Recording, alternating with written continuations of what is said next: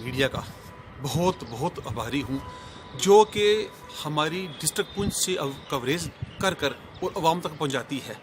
और रही बात छजला महेंद्र की, तो मैं अपने मुल्क सरकार से यही कहना चाहता हूँ आपके माध्यम से कि दोनों जो प्रधानमंत्री हैं बैठकर एक डिस्कस करें कि आम जो लोकल हमारी आवाम है वो उस पर पीछे जा रही है। और देखो अभी छजला देखो थोड़ी देर पहले हमारी एक बहन है, वो उसकी डेथ हो चुकी है, और हमारा एक फौजी जवान है वो भी इंजर्ड हो चुका है। और हम आपके माध्यम से फिर कहना चाहते हैं कि जंग से मसले हल नहीं होते हैं, मसले हल होते हैं बैठ करने से।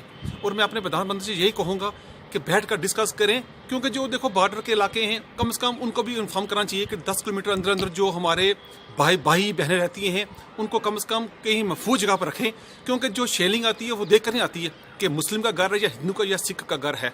मैं आपके माध्यम से फिर एक बार फिर कहना चाहता हूँ कि मसले जो जंग से नहीं होते हैं, मसला बैठ कर होते हैं। यही है।